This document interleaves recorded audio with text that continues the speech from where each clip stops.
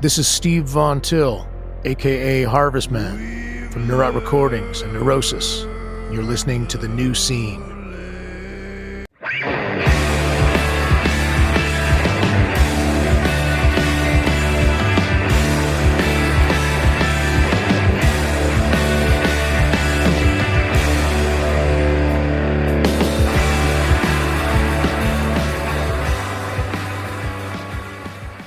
Hello, everybody, and welcome to The New Scene. I am your host, Keith, and we're back with another brand new episode. And on the show this week, we have Dave and Paula Lombardo. I met with Dave Lombardo to discuss his legendary history in the world of extreme music. We talk Slayer, Fantomas, Mr. Bungle, Dead Cross, and the new project he has with his wife Paula called Venamoris. It's soulful, dark pop music with a lot of interesting elements mixed in. They just released a new LP on Ipecac Recordings called To Cross or To Burn. I also spoke with Paula Lombardo, Dave's wife and the driving creative force behind Venamoris. Paula got her start as a backup singer for Wayne Newton and then branched out on her own, and we covered that whole story, how she reconnected with music and started creating again on her own, and the whole history of Venamoris, including the new record. That's all coming up shortly, but first, here's how you can support The New Scene. Rate us 5 stars on Apple Podcasts and Spotify. Subscribe to our YouTube channel. We have a main channel with full video episodes and a clips channel with clips from select episodes. We have shirts for sale at our store at Death Wish Inc. Pick one up. It's a great way to support the show. And you can follow us on social media at New Scene Pod. Also, don't forget to support Iodine Recordings. Iodine Recordings welcomes the Casket Lottery to the label, and they've got a new LP coming this year. Very excited about that. Welcome the Casket Lottery. Love Letter have tour dates in the Europe and UK this summer. Check their page or the Iodine page for a full list of dates. No Man, the 1-year anniversary second pressing of Glitter and Spit is up now for pre-order. Make sure you get your hands on this. It was one of my favorite records of 2024. For more information, head to iodinerecordings.com, sign up for the newsletter, and you can follow them on Instagram at Iodine Recordings. And say hello to our sponsor for the month of April, Persistent Vision Records. Persistent Vision is a DIY-focused label based in Richmond, Virginia. And they're home to releases from so many great bands, Page 99, Ipecac, Lagrimas, Masanera, Goetia, and others. And you can order online at persistentvisionrecords.com. Here's some updates from the label. The lineup for Dark Days, Bright Nights 2025 has just been announced. It takes place September 26th through the 28th in Richmond, Virginia. And this year's lineup features City of Caterpillar, Uniform, Sleepy Time Trio, a Sleepy Time Trio reunion. What? Dazzling Killmen, Cherubs, and many more. 3-day passes are on sale right now. Ostraka will be releasing their new LP called Eventualities, and that comes out on April 18th. Ostraka is post-hardcore screamo out of Richmond. Pre-order the LP now. Persistent Vision will be reissuing the 2004 LP of La Quaite called La Fine Non et La Fine, which has been out of print for nearly 20 years. This deluxe reissue is now available for pre-order and will be released on April 18th, 2025. 1,000 Orchids in the Middle of the Desert. The third album from Tijuana, Mexico's Ipecac just came out this past Friday, so make sure you check it out today. For more information and to browse the shop, head to persistentvisionrecords.com, and you can follow the label on Instagram at Persistent Vision Records. Okay, so we're going to kick things off with the Dave Lombardo interview, and right after that, we'll be speaking to Paula Lombardo. Enjoy. All right, we are here now with Dave Lombardo. Dave, welcome to the show. Thank you. Dave, it's excellent to have you here. You've done so much over the years. Venamoris just put out an excellent new LP on Ipecac Recordings, but we've got Slayer and Grip Inc. and Mr. Bungle and Dead Cross and Rites of Percussion. To say you've done it all would be an understatement. And Dave, we're going to talk about all that. But first, I want to ask you, how are you doing today? Doing great.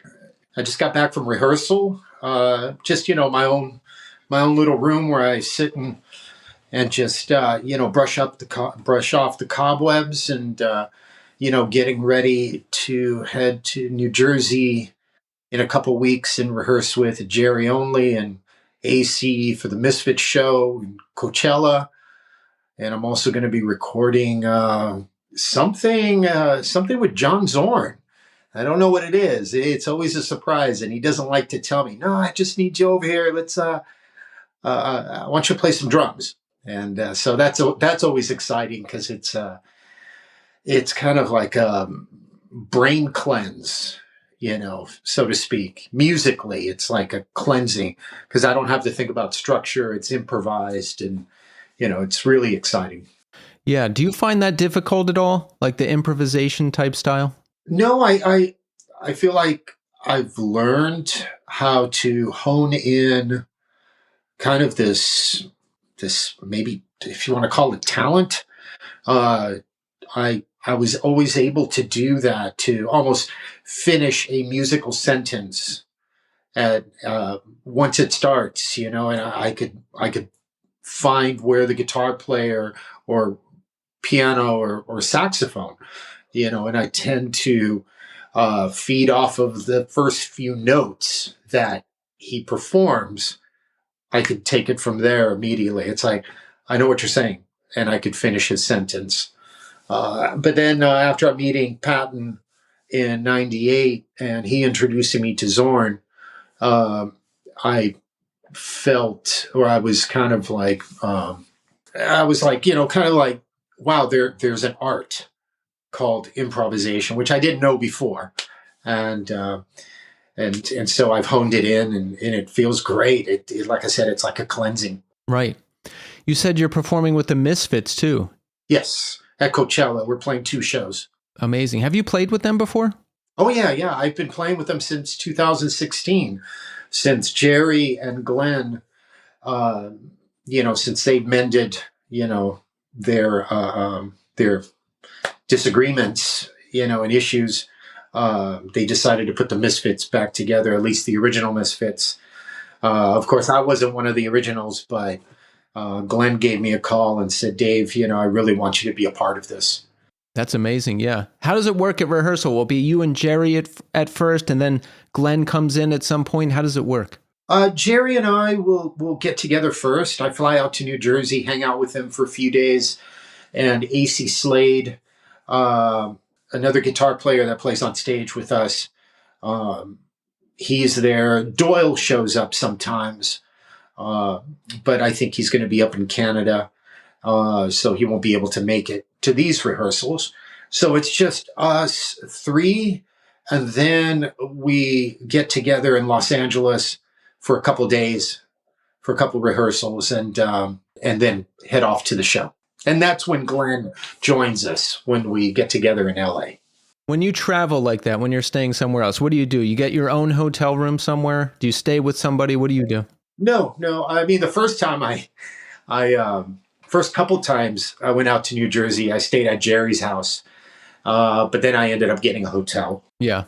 Yeah, I do that too. I always need my own space to go and be in solitude for a while before I go back into things, Yeah, it's very important. You need that space, yeah. Extremely important.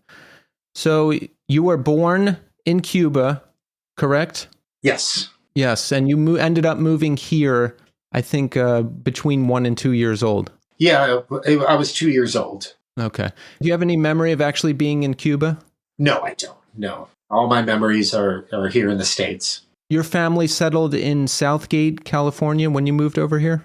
We moved over here and we settled southeast LA, which was Bell, Maywood, Huntington Park, and then Southgate was where I grew up, and that's where I met the guys in Slayer.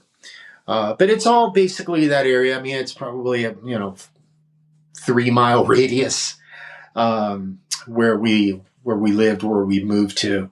My brothers were flown from Cuba 5 years prior to us arriving, and they ended up at a foster family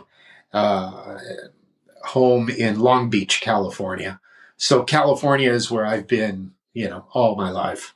Did your brothers, you said they ended up with a foster family. Did they end up coming back with your family? Like, what happened there? Well, my brothers, once communism, the authoritarian, government kicked in, they started, my brothers were coming of age. They were like 15 and around 15 years old. And Fidel Castro wanted to, start bringing in these young kids and training them, for the military.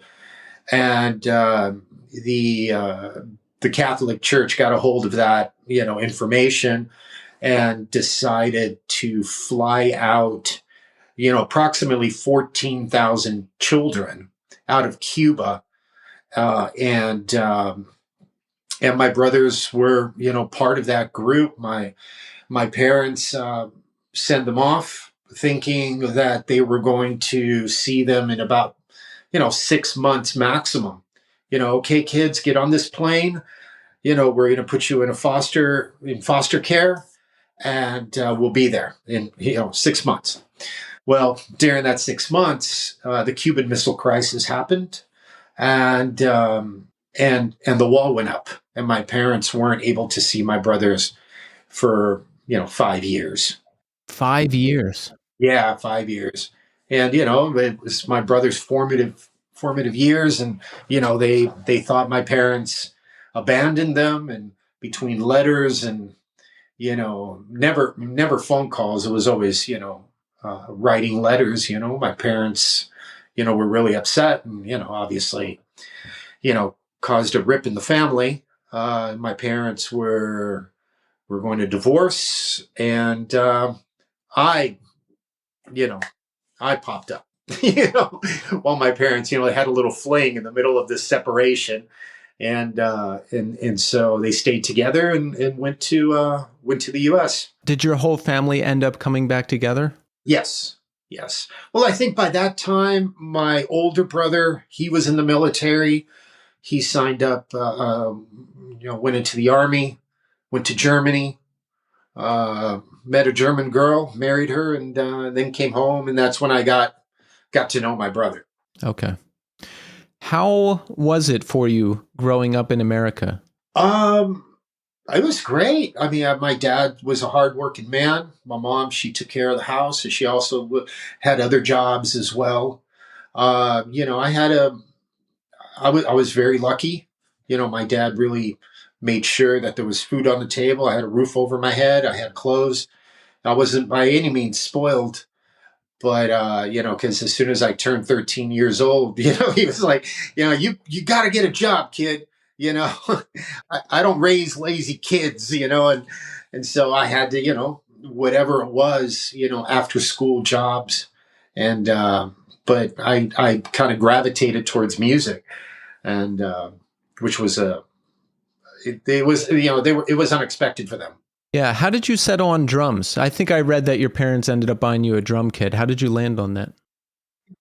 Well, I'm going to have to blame my second oldest brother, Danny, because both brothers, one brother was into Tina Turner, Rufus, Chaka Khan, Rufus, War. He was more in the R&B. That was my older brother. And then Danny, my second oldest brother, he was into Zeppelin, Cream, Janis Joplin, Jimi Hendrix, Big Brother and the Holding Company. Yeah, it was Janis. I remember that album. And he would come home from work, and he wanted some peace. And of course, I was like 4 years old, 5 years old, and he would like to. He would come home and put his records on, and one song or one album he would put on, it was Wheels of Fire by Cream. And he used to sit me in front of the stereo and give me these little sticks and boxes and had me, play a little drum solo over, play along to Ginger Baker's Toad, which was a drum solo on that record. And so... And then I saw him play drums once, on stage. And I remember him giving me a pair of bongos, set of bongos. And Cuban culture is really very drum oriented. Cuban music, I mean, the syncopation, the various beats and rhythms that are very African rooted. It's very much part of the Cuban culture. So, when my parents, would go to parties, hang out with other Cuban families and whatever, there'd always be drummers and music, bands, and I wouldn't, I wouldn't be out in front, hanging out and dancing with girls.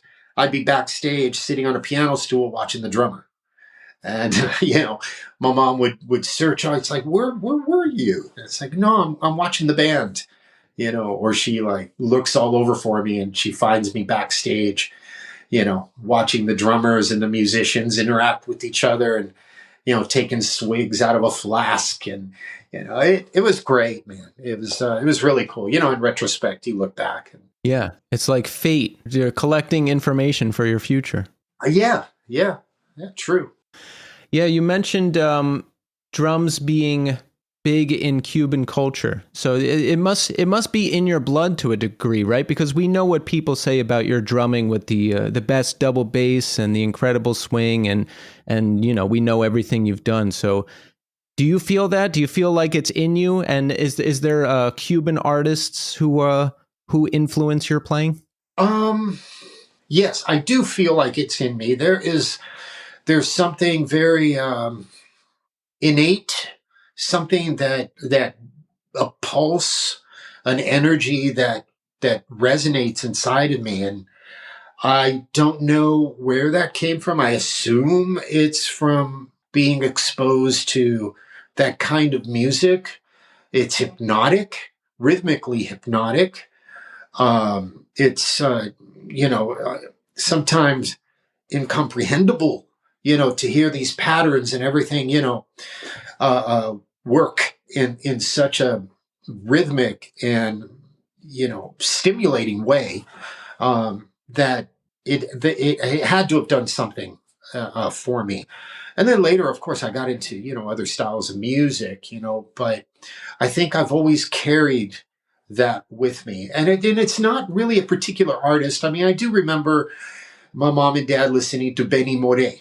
He was like the Frank Sinatra of Cuba, and he had this voice and this energy on stage. And my mom used to tell me that he used to perform at a small little club down the street from their house, and he was just amazing. And she used to kind of show me how he would conduct the band.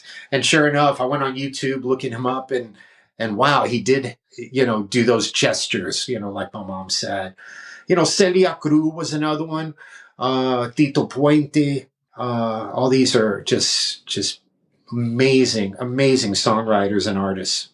Yes, Tito Puente I'm familiar with because he was on The Simpsons, and that is a great source of information over the years. yeah, Simpsons, right? Yeah. So, how old are you when you meet up with Slayer? You originally met Kerry first, right? Yes, but interesting story. When I told you that my parents would have these get-togethers, we would go to other friends' houses, and also there was these clubs that sprung up during that period in the mid to late 60s.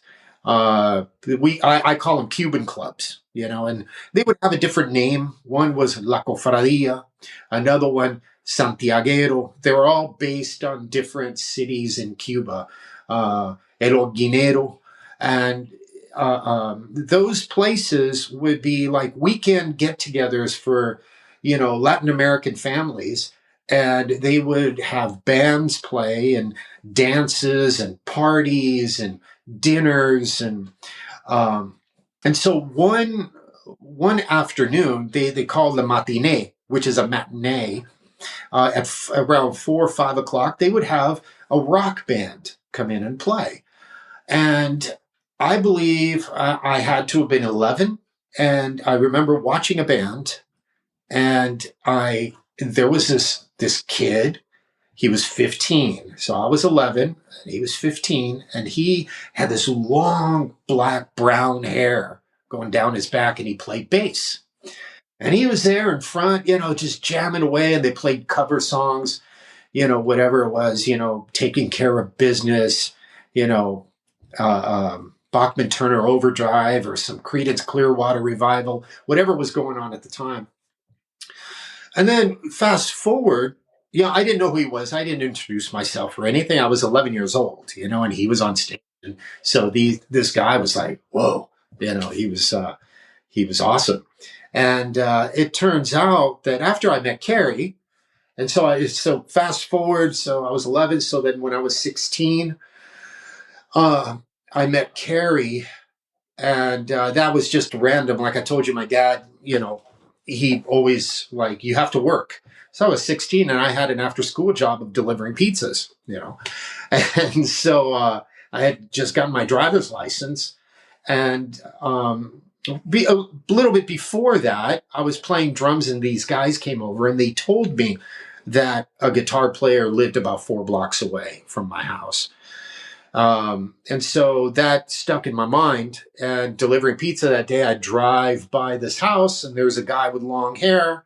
He's watering the lawn. And I approached him, and I said, "Hey man, I heard you play guitar." I said, "I play drums."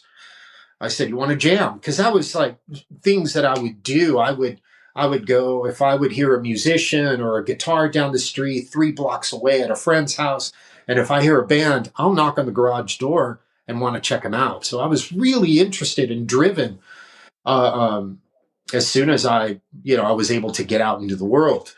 So I approached him, and he said, "Yeah, you want to come by later and check out my guitars?"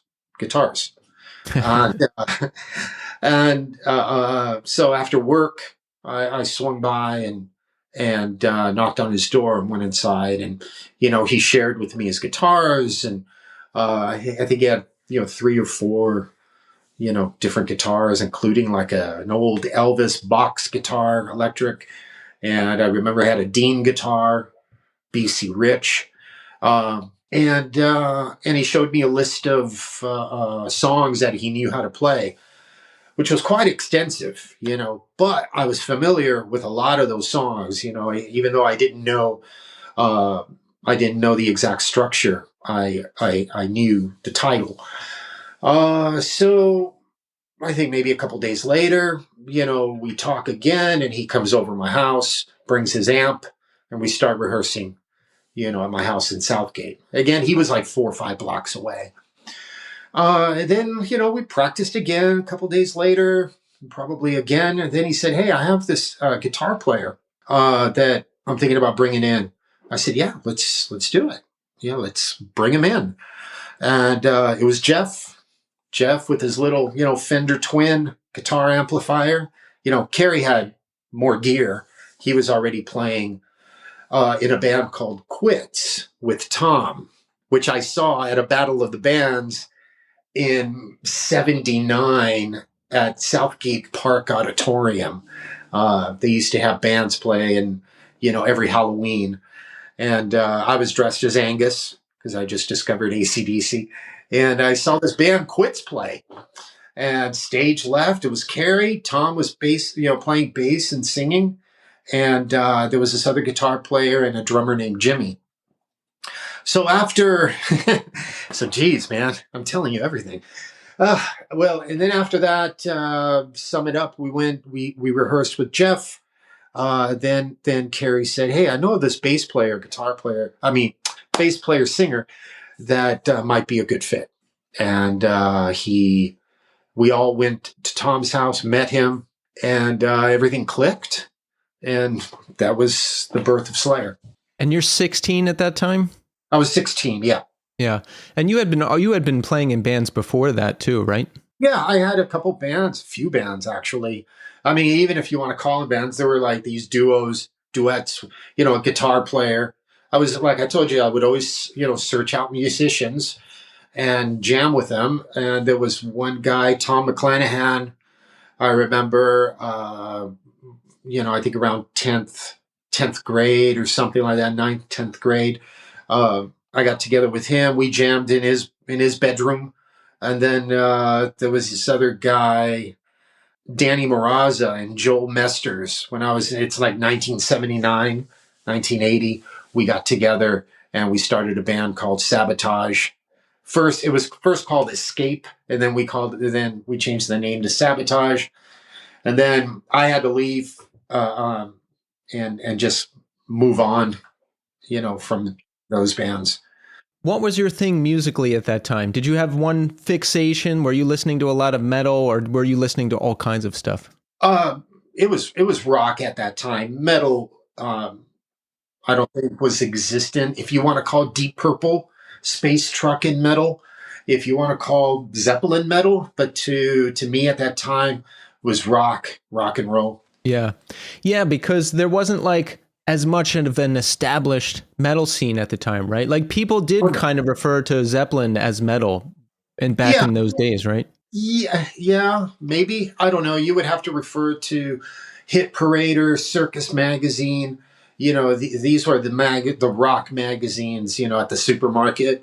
I don't know who would have, tagged them as metal at that time. But it was blues, what they were playing. So it's a form of rock and roll played maybe at a higher volume. Yeah, when you go back and listen to really early Slayer now, you can hear like almost a classic rock influence. Yeah, very, very, very early on, like Aggressive Perfector was like the first song we recorded on Metal Blade for Metal Massacre 3, I believe. That it wasn't thrashy. It wasn't really, it was almost a polka beat. And if you could hear it evolve as time goes on. I've done that, where I've really, listened to my old records and, heard where I was mentally and, musically at that time. So it's more like a polka, just fast rock. It had had an interesting swing to it. So I'm curious, how did it evolve at that time? And how did it get thrashier, and who influenced you? Because, when I discovered aggressive music in like 1998, everyone was pointing to Slayer. And I don't know if you know this, Dave, but in 1998, every hardcore band was covering Raining Blood. Like Dillinger Escape Plan was doing a Raining Blood cover that was awesome. And that's kind of how Slayer got more on my radar. Because, I knew Slayer, but I hadn't actually heard a song. And then I heard them play Raining Blood. And I was like, oh, cool. And you would always hear a hardcore band cover Raining Blood at a hardcore show in 1998. So I know Slayer as a foundational band, but who was foundational to you guys as we're moving into thrashier territory? Well, to kind of get into your first kind of question, I think that you had was, who really influenced the band to take it to that next level. It was Hanneman. Hanneman did that. We were covering Scorpions. We were, if you see early pictures of us, we were, dressed in these striped shirts and, spandex pants. And then something flipped. Something happened where we were influenced by a lot of the punk music that Hanneman, got us into. We got into Judas Priest. We got into Iron Maiden. We started seeing what they were wearing, the leather, the wristbands, the belts, and Motorhead. Motorhead for me was, I think, the band that I heard, especially when it comes to double bass, that really took my playing or inspired me to take my playing to the next level. How much time did you put in to get where you got? Did you sit there and just practice double bass and practice drums nonstop? No, the only practice we did was as a band. I think that's so important for musicians today. You could spend hours in a room until you're blue. But you really have to learn how to gel with other musicians and connect with musicians. Um, and that, I believe, will excel your playing much faster because it's demanding. It's demanding when the amplifiers are loud. You got to hit harder, and that you got to really put energy and sweat into it. You're playing an hour and a half set, or an hour, whatever it is you're hired for, and you're in a hot, sweaty room with three other guys, and you're giving it all, and that's where I think the musicianship excels, is when you're playing with other musicians. You could practice your rudiments all day long, but what matters is what you contribute sonically in that room. Yeah. I've playing with people and playing with people better than me is what has always helped make me better. Yeah, very true. Very true. And it's important to have that openness to let other musicians inspire you and push you. Absolutely. Recording Rain and Blood with Rick Rubin. How was that? I've heard in more modern times he's kind of hands off and he'll drop in sometimes, but you had him in the early days. How involved was he? How was it for you guys? Yeah, I don't know other people's experience. Everybody has a different experience with other human beings. My personal experience was good with Rick. He was like he was the guy that really tightened us up, at least me as a drummer. He would inspire me to add certain drum rolls in certain sections of the song to help me.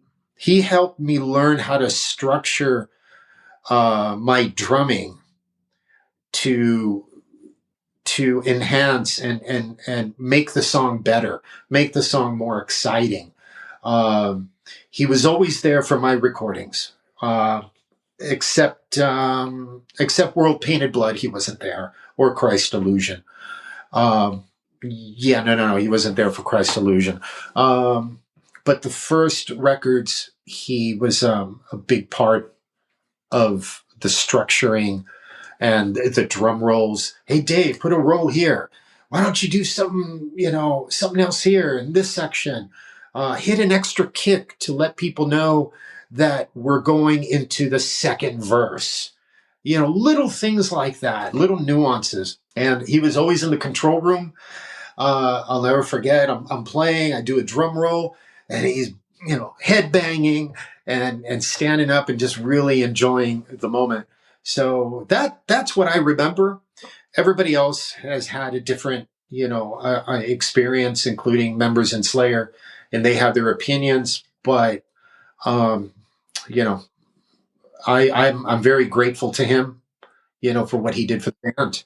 Yeah, I like that. It sounds like he had specific, helpful information. And that's important because I don't know about you, but when I'm recording, I blank out. I get tired. I get overwhelmed. I'm like, is this good? Is this bad? I don't know. And to have someone there to guide you and give you specific things to do and let you know how things are going, that's important. It is. Because, we're trying to track the best performance possible. And you need somebody there to tell you, to draw that, that performance out of you. You need that. It's important. And, it's something I've taken on to other projects after my experience and what I've learned from Rick. How was the metal scene at that time? Did we like other bands? Was there any other bands we hated or had a rivalry with? I'm curious about the whole landscape at that time. It looked like an exciting time. We've got we've got Metallica, we've got all kinds of things going on. No, there wasn't any rivalries. It wasn't, anything like that. The metal scene was flourishing. It was electrifying.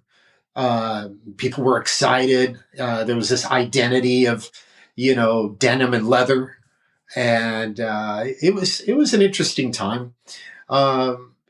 We felt we were very confident. We weren't arrogant. I believe we were confident. And whenever we would see any other bands or be on tour with any other bands, it's like, let's blow them away. Come on, let's just fucking tear them apart. Let's blow them off the stage. That's how we were. We were driven and wanted to be the best at what we did. How about Jeff? Did you talk to him at all before he passed? Had you been in contact with him? I was trying to get him and I to hang out and, discuss what was going on, but he was in his own turmoil, and we never had a chance to talk before he passed. Yeah, that's a shame.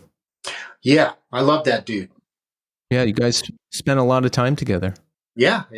He in front of the bus, and I used to hang out in the back of the bus. He used to come in and say, "Dave, put on some music." It's like, what do you want to? Because I had so many different styles of music on my iPod at that time that he would love it, because it would go from,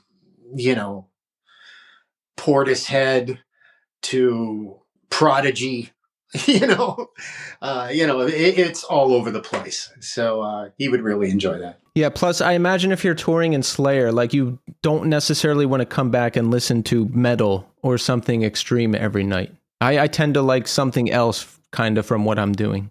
Yeah. I need that in my life. I go even as extreme, if I'm playing in Dead Cross is more extreme, I believe, than Slayer. It's more punk. It's off the rails. After that, I'll listen to drone music, just frequencies, just something to calibrate my brain. And I feel like it's so necessary, especially when you play, hardcore music, because you need to come down. Otherwise you can't sleep, Exactly. So, you listen to any ambient? I love ambient. So do I. Yes. Ambient music. I've been really getting into, it's a little edgy ambient music. It's Lustmord. I don't know if you've heard of him. He's amazing. And really getting into him, into his style. And, like I said, even frequencies, just tones. I've been really getting into that. When and how did you first meet Mike Patton? The two of you have collaborated a lot over the years. We met at Faith No More's last Los Angeles show before they went on a hiatus in late 90s. I was there at a show in Hollywood.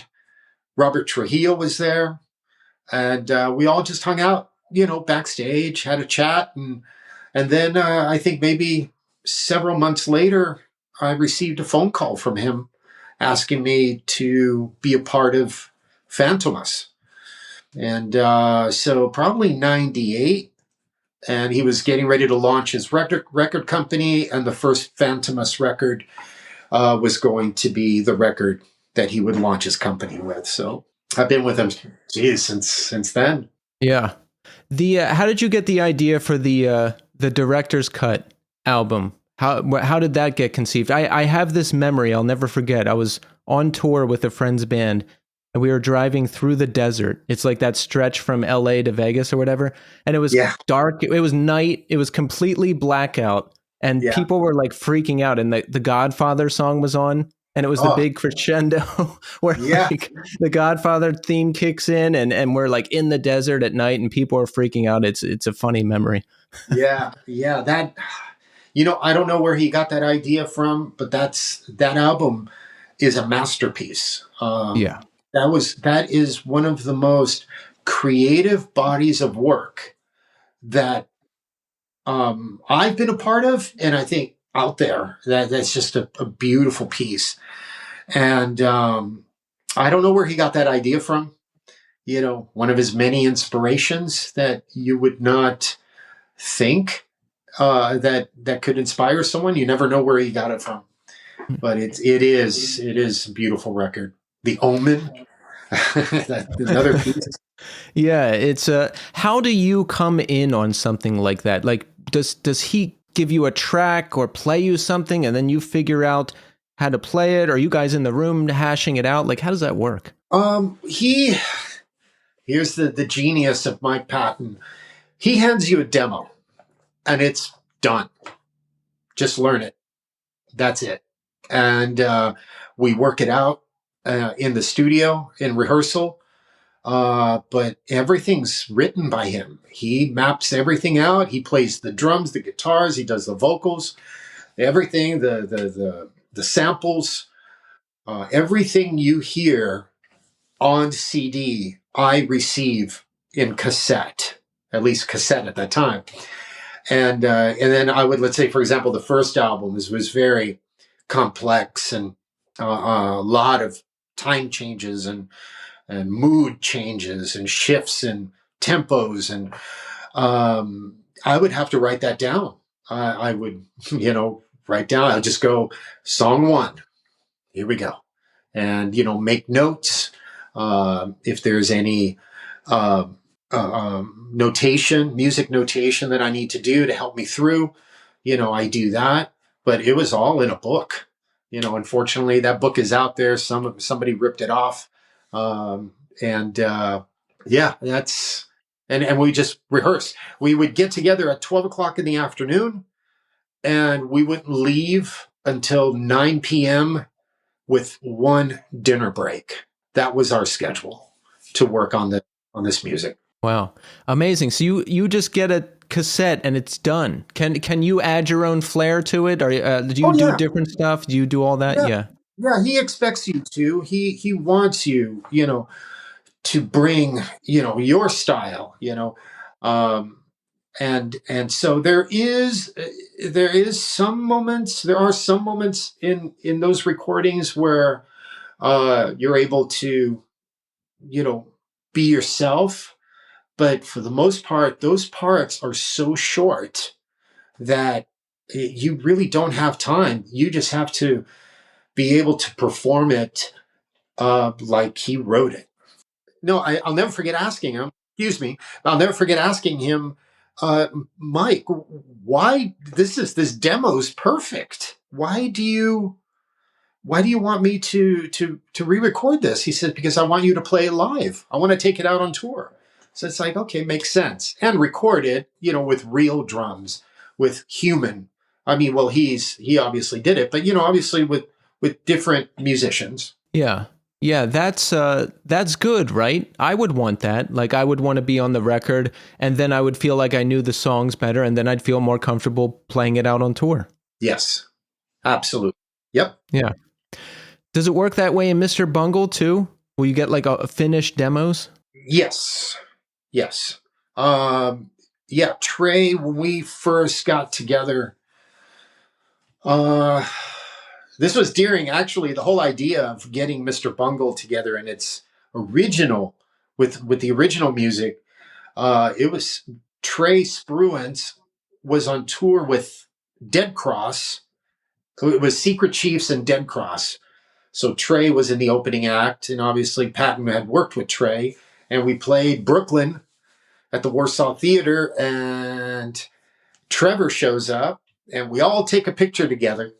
And he said, hey, this could be the new incarnation of Mr. Bungle. And I just shrugged it off. I was like, what? I didn't think anything of it. And then, a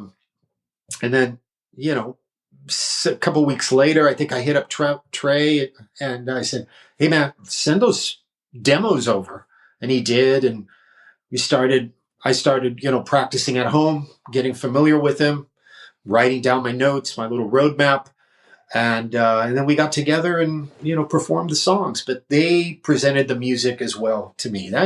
These musicians, they're phenomenal. Dead Cross, another excellent band. Now, I read that this came together pretty quickly, right? There was like a studio thing happening, and you had a gap and wanted to fill some tour dates. So we got the band together quickly to go out on tour. Is that accurate? That is accurate. We had to play the set twice because we didn't have enough music to cover the time that we were allowed on stage. So we we extended. We did a cover of Bela Lugosi's "Dead" by Bauhaus, and we just played that, for probably 15 minutes. And yeah, yeah, the things you do. Yeah, that band is awesome. Love those guys. Yeah. I'm going to be getting together this weekend. We're going to get together and jam. Really? When was the last time that happened? I think the last time we got together was 2019. We Mhm. started getting Mr. Bungle together late 2016, 17. Yeah. Dead Cross, awesome band, definitely up my alley, and there's so many great people in it. Justin Pearson, everything he does is awesome. Mike Patton, Yep. of course. It's I read that there may be new Dead Cross stuff coming up. Is that true? Well, I mean, we're getting together. We're going to get together in I think Sunday. This Sunday, Justin's going to drive up from San Diego. We're going to meet in LA. We're going to jam a little bit. Who knows? Press record and see what happens. But no guarantees. Venamoris, the band you have with your wife. Now, this is an interesting. I can't be any more busy. I just need it in my home, right? I don't think it's possible for you to be any more busy, and if you were, I would be very concerned. So, Venamoris, very interesting story about this because I read that Paula was involved with music early on, and then she stepped away from it for a while, and then during the pandemic, we're shut down. Right, we have time, and you encouraged her to get back into it. Yes. That's basically it. She was very discouraged with the music industry, everything that she had gone through. She spent a great deal of time with Wayne Newton in Las Vegas, and then, wanted to pursue her own career instead of, working for someone. And, that obviously, she, not obviously, but she felt that it didn't go well. They were making her be something that she wasn't. And then she decided to, after Nashville, then she said, hey, I have a few months left on my visa because she's from Canada. And she said, let me go to California. And then next thing you know, I met her. And this was like around, October 2010. And so we hit it off as friends. And next thing you know, we're together, I think, probably like 8 years. And then we decided to get married. 2018. Then 2020 pandemic hits. And, I started asking her questions, because I wasn't on tour or busy in my own world. I started saying, hey, you need to write. You need to, because I heard some of her demos and I thought they were wonderful. They were beautiful, their voice. And there was one song that she wrote. No, she didn't write. It's a cover of a Willie Nelson song, and Johnny Cash redid it, or it was Johnny Cash and Willie Nelson redid it. And she made a little recording of it, of her playing guitar, and because I was going through a tough time during Slayer, and she sent me this piece because she knew I was down, and it just fucking like blew my heart up. Like, oh my God, the emotion in her voice, the just how captivating her sound is. And so that always stuck with me. And then when pandemic hit and I started asking her questions, and it's like, Paula, you need to get a little bit of a punk rock attitude and, just be you, just be yourself, and then one thing led to another. I opened up, I was recording my drum record, Rites of Percussion. I was doing session work at home. I was investing in my home studio. And so I taught her how to program, work in Pro Tools, which is a software you use to record. It's kind of studio standard. And she started laying down because she was playing everything on guitar for me. And I'm not a very good guitar player. I'm just bar chords, a couple notes here and there, a couple, leads, that I can do. And so I told her, can you record onto a keyboard? Because then I could go in and change the sound of the keyboard, give it a synthesizer. We could split notes, work within the MIDI format, which I was familiar with, and she took that information and just started laying down a track. I think "Let Me Be" off the first album was the first song that we recorded together, and then it's gone on from there. And here we are, second record. We have another 15 songs on the hard drive that we could pick and choose from. So the writing process has been very, very productive. Yes, and To Cross or To Burn is the new LP. It just came out last week, and I encourage everybody to go listen to it. It's excellent. If you like kind of more downbeat, sultry, soulful, sometimes a little more of an edge music, I love it. How does it work with the creative process? How do you come in? Like what's your part in it? Well, what's interesting is that the songs that you hear on To Cross or To Burn were written in 2022 when I was on tour with Testament.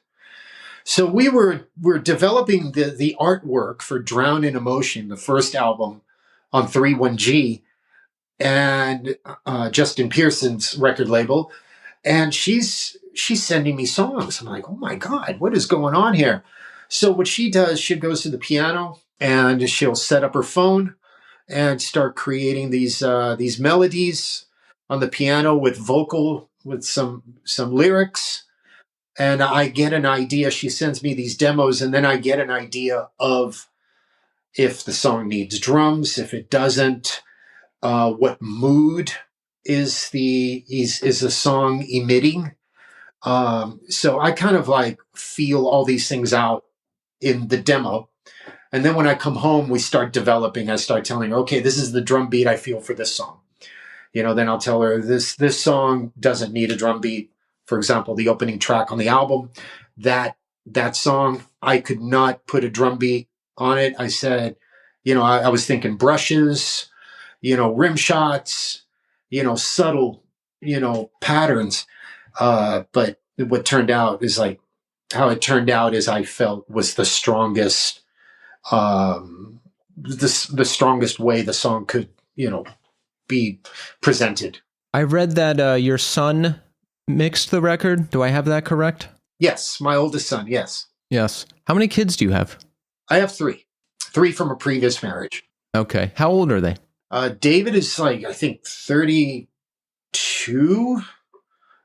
Jeremy is 30. And Sophia is going to be 25. Oh, nice.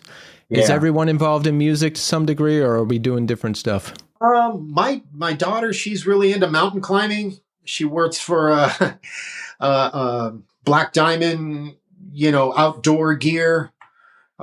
She takes care of different accounts, and she's doing really well. My second oldest son is in the brewing industry. Wants to open a tiki bar, which is awesome. It's our favorite hangs are at tiki bars, and he's also into music. He plays keyboard for a band called Cruel Morning. Just really interesting music. And then David, he's kind of taken on the engineering part of the music industry, and he currently works at New Wave Entertainment. They mix movie trailers for United Artists, some YouTube commercials. So he's in that world, but he also mixes music for me. So they're doing great. They're not, my daughter's not on the pole, and my kids aren't slinging drugs. So it's a win-win situation. That's the hope, right? That's what I always say. I always say the hope of a parent should be that your kids end up better off than you, or at least end up well, right? At least, yes. Stable and kicking ass in the world, hustling. Right, because my parents had a really hard time growing up, and I think despite all that, they did a good job with us, and we're doing well, and I think that's what it's all about. I believe too. Yes. Yeah. Exactly. You don't give them anything to worry about in their later years. Right. So you have a solo LP, Rites of Percussion, which came Yes. out in 2023. And I thought this was really interesting because it's all percussion and a lot of different kinds of percussion. I'm curious about how you structure the songs. I'm sure it varies track to track, but do you just start layering things on top of each other? Because when I'm listening to it, I'm like, oh, it's an album all with drums. And I'm not a drummer. I'm a guitar player and a bass player, so I'm like, I don't know. I just think about the whole song. But then when I hear the record, I'm like, no, this is I'm engaged. This is all drums, and I am engaged. I am anticipating the next part of the song. So how do you structure it? Do you just start layering stuff on top of each other to see what works? Like, what do you do? I'm excited to do a second one. I tell you, I hope to get something out, one of these days. Look how long it took for me to create that one. But the drive to create another one is definitely the back of my mind. But it usually starts with just an idea. Like the opening track started with the bata, which is a traditional Afro-Cuban ritual drum. And it's a series of 3 drums. And so it starts with that rhythm. And then I start layering it. And then I start cutting. Then I start layering some more. And then it starts to take on a life of its own. And then it becomes, after that point, it's really interesting how it happens. It's similar to the Venamoris music. It comes to a point, it's like, okay, here we are. It's there. Now we start fine tuning it, and you start, adding effects and having fun with it. And then, you just, until you feel like, hey, I got a nice piece here, and let's move on to the next. And I was actually juggling probably 4 or 5 pieces at a time that I was jumping around to. And so it's definitely a building process. I don't think there's, unless you have a melody, you have, other instruments involved, there's no other way really you can do it. I'm sure there is, but at least that's the way I approached it. Yeah. Would you ever do anything live with that? Have you? The closest I did that something like that was for a Guitar Center drum off. There was a guitar player, bass player, and 2 other percussionists. It's online. You could dig it up. We just did a cover of I can't remember the name of the band, but anyways, it was a cover of a Latin group, and we made it a little bit heavier, a little faster. Nice. I like that. Yeah. How about Venamoris? Do you ever play out? Has there been tours? That's I just got Paula to writing music now and releasing music. I think it's one step at a time. I have to, I'm really excited. I have the vision, it's like, okay, 2 cello players, a viola, a violin, synthesizer, piano, guitar, bass, drums, vocals. And, she's like, oh my God. She said, I can't, but I think it will happen one day. It's just not now. We could take it out on tour, with a laptop backing tracks, vocals and drums. But that's not the way we want to present something like this. It has to be done right.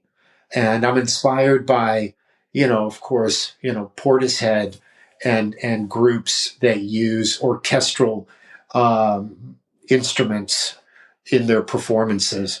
I just saw Apocalyptica, who has 3 cellos on stage and drums, and it was inspiring. It's like, wow, I could see what can be done. Nice. Do you keep up with current music at all? Like things going on in heavy music or newer stuff or anything like that? I try.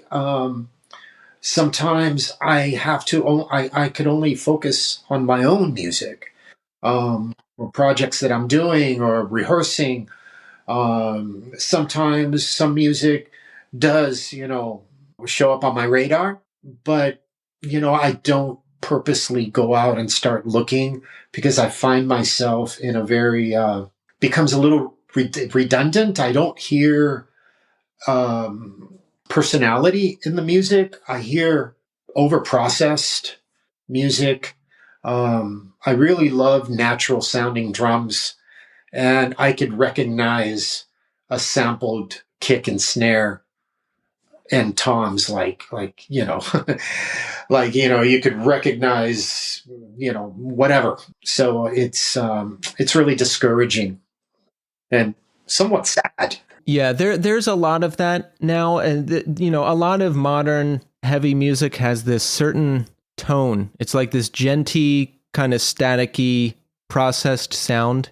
And I don't know. Sometimes it's good. Sometimes it's not. Sometimes things break through. It just really depends. Yeah, it does. It does. Yeah, that's right. And some music really, captivates you. Like, wow, this is really good. And some just doesn't. Right. I'm always in search of that hit that you get from something new that you really like. At my age, it doesn't happen every week anymore, but when it happens, I love it. I seek it. Me too. Me too. I really like that. And sometimes it can be, like Paula and I will stay up late and, 2, 3 in the morning, and, we'll go down these YouTube wormholes, where we'll go from one band to another band. Have you heard of this? And then we'll see the suggestions, and then discover new music, and just, blown away by some of these artists that aren't recognized as they probably should, because they're so amazing. So yeah, when it does hit, it feels really good when you discover something new. Yes. Are you happy? Do you ever struggle? Everybody struggles. We all struggle. We all What do struggle. you Everybody. struggle with? I believe I struggle with downtime. I struggle with downtime. It's difficult to be me and not be running through an airport, getting in a cab, jumping on stage, going to rehearsal, things like that. That to me is one of the most difficult parts of being me. Pandemic, I thought that I was just gonna fucking wither away and die because of the lack of energy that being on stage and getting to that stage, traveling, doing month-long tours and things like that, how much energy that takes. And when that's taken away from you, that's like somebody just unplugging, the power from the wall. And being me, I'm a little bit, being a drummer and the music that I play, my energy resonates at a higher level than most. And thanks to Paula, she's really helped me, meditate and learn how to relax, which I really needed help with when I first met her. And then slowly I learned. And even though I put a lot of music out, even though I'm always doing something, there are times where I have to really rein it in and calm the fuck down and take a breath, man. So, Same here. I'm like you. I like to work constantly, and I do, between this podcast, which is every week, and my own band and other things I'm involved with. It's always go, go, go. So if there is, I'm always like, oh, I want a day. I just want a day to do nothing. And then when there's a day to do nothing, I'm like, what am I going to do all day? Oh no. So it's like a panic. Like I push myself to a point where I feel dangerous. Like I want to smash up my keyboard or like delete all my social media and run away or something. How do you know like you've reached the limit and you got to like calm down? I mean, there does come a point where exhaustion kicks in, and even though you're always, pushing it away, but you're exhausted. You can tell you're running on fumes, so they speak. And then I know that it's time to rest. And when I do, let's say, for example, if there is a couple days off, in between shows or tours or whatever, I shut everything down. No music, no TV, silence and walks, and and scrolling through social media, which Yeah. is the norm nowadays. But yeah, I really have to embrace downtime.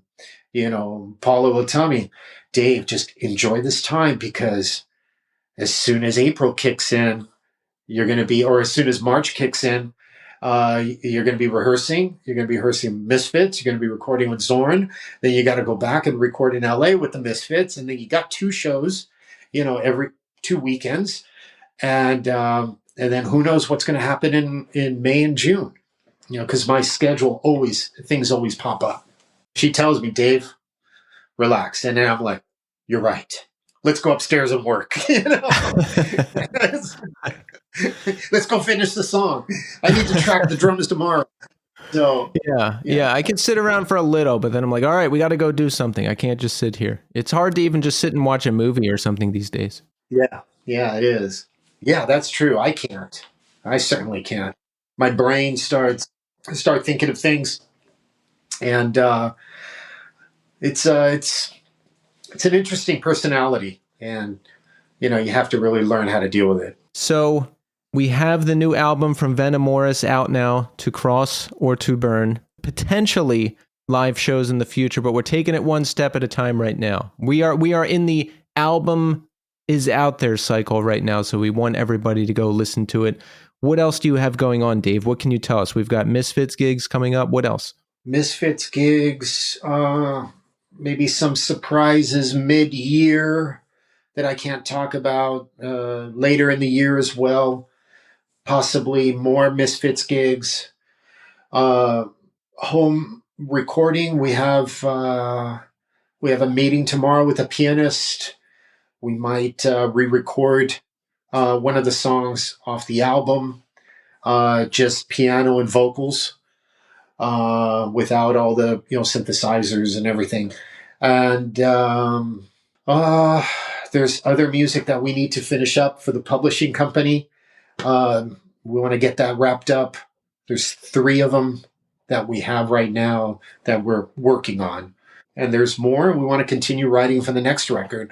So a lot going on here at home, and things are still developing, for the rest of the year. Nice. The surprises that may be coming, do they involve a band you've been in or something else new? Possibly something else new. Okay. Yeah. Possibly. Yeah, we're gonna wait for the announcement.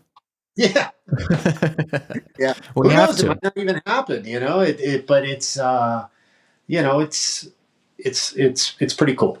Well, Dave, this has been excellent. I've been listening to you for a long time, and I'm looking forward to more. And I just want to say thank you so much for coming on the show. You are welcome. Thank you very much for having me. All right. We are here now with Paula Lombardo. Paula, welcome to the show. Thank you. Thank you for having me. Yes, Paula, it's great to have you here. Venamoris just released an excellent new record called To Cross or To Burn, and I love it. I'm excited for everybody else to hear it. It just came out last week, and we're going to talk about that and a lot of other stuff. But first, Paula, I want to ask you, how are you doing today? I'm doing great. Thank you. I'm just enjoying that the album's finally out and trying to just move on, as Dave says, on to the next. So just going with it and just enjoying the response and that it's out there. Yeah. When did you actually start making To Cross or To Burn? I'm talking like writing the first songs. The lyrics started happening right after pandemic when Dave first went on tour with Testament. And pandemic, everybody changed a little bit after that, I would say. And I just started writing a lot of lyrics. He was on like a 6 week long tour. And I started just middle of the night writing lyrics and melodies and recording things, just waking up and, seeing a bunch of gibberish trying to piece it together. And that's where it started. It was just the really dark time for me, just trying to adjust to being alone. And, prior to pandemic, that was never an issue for me. He's been on plenty of tours and I'm an introvert, so that's never been an issue. But this time it just hit a little different. And I was very introspective, very much in a soul searching kind of place. And so all the lyrics were written, probably almost the entire album was written during that tour. And then he was home for a couple weeks, went back out on tour again, and 4 or 5 more songs were created then. And then fast forward to when we thought the album was done, and I didn't like 3 of the songs that were on the album. I felt like they didn't quite fit. So got rid of those and then wrote, 3 other songs, which ended up being the title track, Numb, and Holding On to Nothing. So that's like 2021 that you're beginning to write the first lyrics? Yeah, I think it was 2021 or 2022, actually. Okay. Yeah, because 2021 was still pandemic. Right. I think late in that year, things started opening up again, but people were still mad at each other if they went to do things. Exactly. That's exactly the time I'm talking about. Yeah. So it was quite a confusing time. Yeah. So that's a long lead up until we actually get the album last week. Plus, the first album came out. Yeah. So when I was actually writing those lyrics, the artwork was being done for the first album. And so, Dave was waking up on tour at all these songs and he's like, wait a minute, we don't even have the other one out yet. But he was really happy to see that I was writing. And I think maybe slightly concerned because the lyrics were getting very dark, very heavy. And, I had to reassure him, yeah, I'm okay. Everything's okay over here. I'm just like pen to paper. I find that songwriting is the one place where I can let it all out. Mm-hmm. But it does tend to be dark. Like my friend asked for the lyrics to one of my songs and I sent it to him and he was like, "Are you okay?" And I was like, yeah, you put it all in the song. Are you like that too? Yes, I am 100%. And it is scary. I think for family and friends, it can be a little, they're a little concerned. I think my parents are still sort of processing some of these words. My sister, I talked to her recently, and because I like them to go through the process. I don't give them the album in advance or anything. So I want them to go through the singles and the process so they can go through the excitement. But my sister, she called me and said, "Hey, is everything are you good? Because some of this is a little concerning. And, I think I know everything about you, but now I'm not sure I know everything." So it's pretty fun. Yeah. So I want to talk more about the record, but first I want to get to know you better. Where did you grow up? I grew up in Canada, in Western Alberta. So Alberta, Canada. I was born in Calgary, and my father was a banker, and so we moved all over the place. So I actually was born in Calgary, but I lived in Edmonton, Red Deer, Medicine Hat. So just constantly moving, and then went Nova Scotia, so kind of all over Canada. Did you like it, Canada? Did you like living there?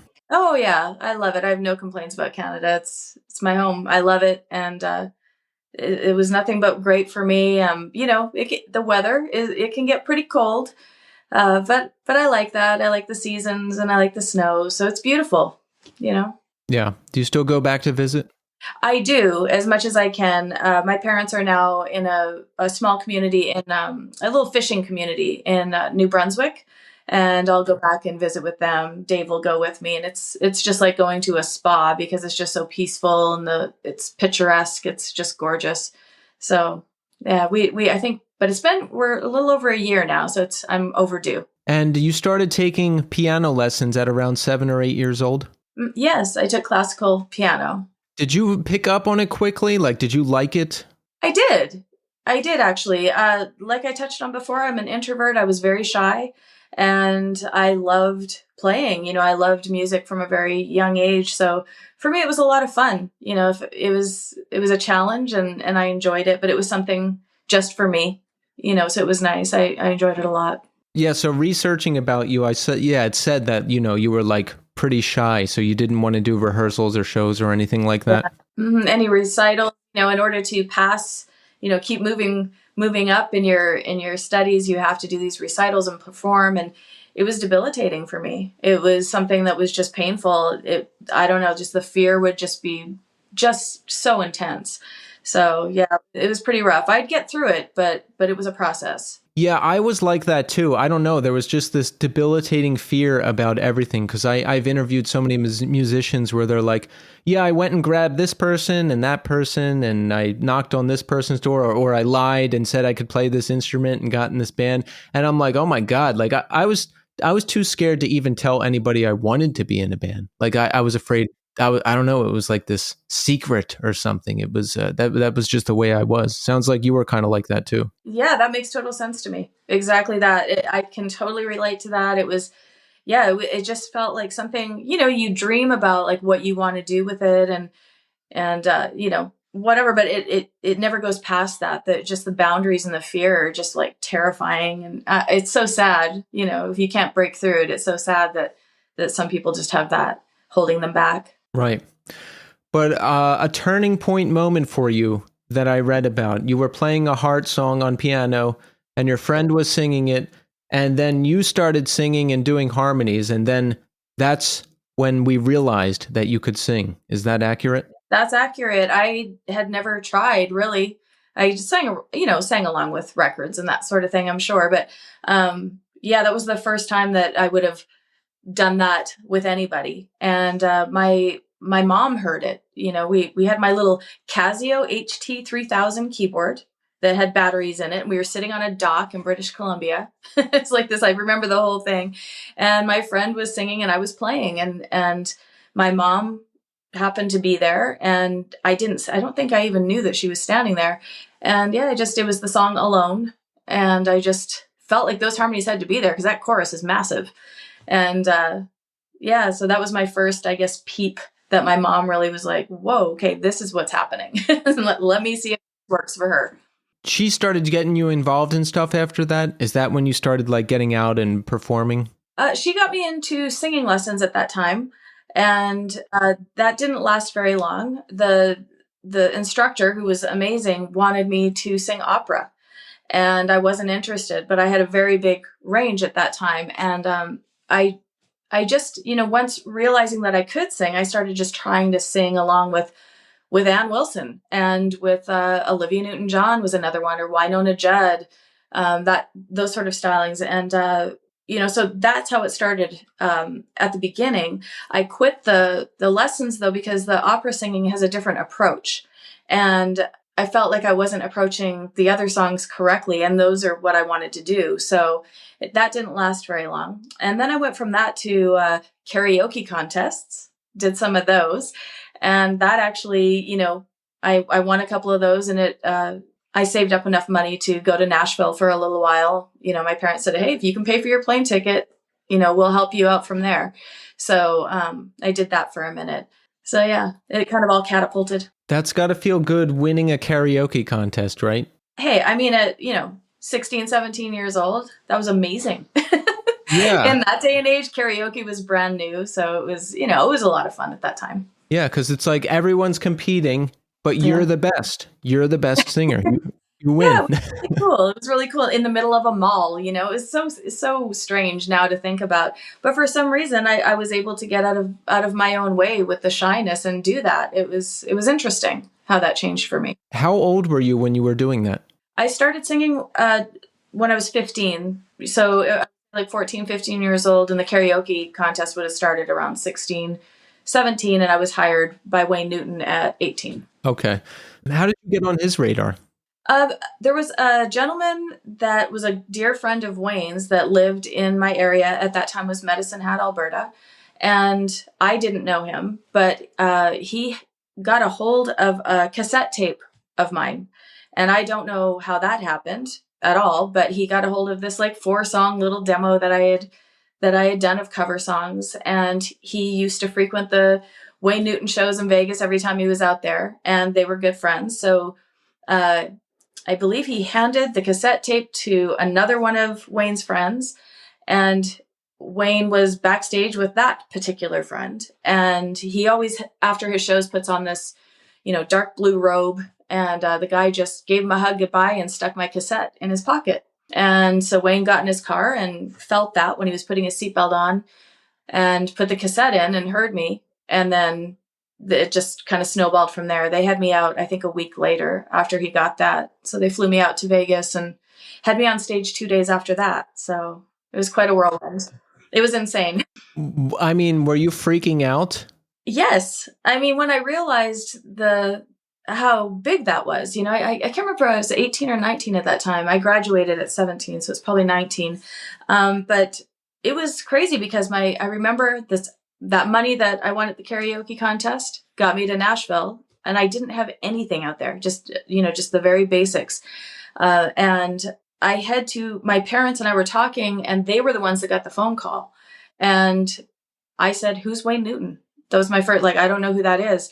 And I lived next to a Tower Records at that time. And so my parents told me, or my dad told me, get over there, go look up Wayne Newton, start looking at all of his stuff so you understand what this is. And then I kind of realized, oh, okay, this guy is quite the legend. And so it was chaos. And then I got to the airport. I remember it was my first time, where I got picked up by a limo, and they brought me immediately backstage to the Las Vegas Hilton, brought me in through the stage entrance. And immediately I met just a couple people. They took me out to watch the show from the front so I could see what this was, if I was even interested in it. And then brought me backstage after the show, where it was just me and the conductor in this wardrobe room. And he had me sing Crazy, the song Crazy, just along with him at the piano, just to verify that I was the girl on the tape, because there was no photo or anything like that. And Wayne was behind a curtain. And so Wayne came out after I finished, and he said, "You got the job if you want it." And that was it. So it was so surreal, so crazy. And, I'm sitting there at Las Vegas Hilton where Elvis played his last show. And, it was just insane. The whole thing was just, I don't know. It's now to look back, I'm like, wow, that was crazy times, It sounds very surreal to me just sitting here listening to it. So I can only imagine what you were thinking going through all that. Yeah. And not knowing the music, I really didn't know anything. And the songs that Wayne was playing were Frank Sinatra hits and Elvis hits and old classic songs. And of course, all of his hits, which are numerous. And so to go on stage, you learn them on the spot. Just, it was quite something. It was a hell of an education. Yeah. So what happens? Do you just start traveling around with Wayne Newton and performing? What happens? He was doing a lot of residencies at various hotels. So I played, we played the Sands, the Stardust, the Luxor, MGM Grand, just all over, where he would do these runs for 6 weeks at a time. We do 2 shows a night, 6 days a week. When that would finish, we would go to Branson, Missouri, where he had a theater built for him, and we would perform there. And then outside of that, it would be, Atlantic City. I've probably played every casino you can think of. Probably been to all of them. So it was a lot of touring. And of course, he'd scale things down and just take a few of us out for those kind of things. But yeah, so it's quite extensive. Was that difficult for you? I mean, you're whisked away at 18. You're in this new environment. You're learning these songs. You're traveling around. I can't imagine doing all that at 18 years old and holding it together. Yeah, I think somehow all the moves that we did because of my dad's job, I think it prepared me for this life, or that life. It prepared me to travel all the time. I love traveling. It was so fun. I just had such a great time, and I liked the whirlwind of it. I'm good like that. I really like that feeling. So I really enjoyed it. And like I said, it was such a blur and a whirlwind, and there was so much going on, and I was constantly having to learn music. Eventually I was the one that would train singers that would come in. It was a lot, but I think so much was going on all the time. I didn't really have time to be too overwhelmed by it. I just had to get professional quick. Plus I was the youngest. I think when I started, the next person in age to me was 36. So yeah, so I was thrown into a world where, hey, you better be a pro, so there was no playing, that's for sure. No drinking, no partying. It was the most straight edge life ever. That's a good thing. That's a good thing, yeah. I think. Yeah. Yeah. I've made up for it since, but. So they'd have you train singers that came in? Yeah. Yeah. Would you still be younger than a lot of them? Yes. All right. Would there ever be an attitude like, why is this kid training me? I'm a professional. Yeah, I don't know. I feel like all the girls that I worked with were really cool. We all got along very well. And I think that, a lot of people were brought in because they had a specific sound for maybe just a duet that Wayne wanted to do. And he had a very specific sound that he wanted. And so that's all they were really focused on, So I don't think there was too much attitude. I think that they maybe felt what I felt in the first days, just being thrown into something where you're like, anybody help me, like anybody throw, we used to do the signs for like the ooh, ah, like all the different things of what you're supposed to do, or 3-part, 2-part, like, so we're like throwing signs up there. So you learn very quick that it's a team sport. So you better get on it, I like that, that everybody's supporting each other. Yeah, for sure. How long did you do that for? It was on and off for a decade, because I left thinking, I'm going to go to Nashville and do some things. I was only in Nashville for maybe a year, and Wayne called me and asked me to fly to Las Vegas to train somebody, or to train some singers. And so I said, you know what, I need the money, because I was like, I left like a great gig and was just trying to start over. So I decided to do it for a short period of time. And then that ended up being another, 3 or 4 year stint. When you wanted to start over, what did you want to do? I wanted to find myself, because the one thing about Wayne is that the whole experience is amazing. Just so much respect to the fact that I got to do that and just learn under somebody like that, and all the people on stage that I worked with.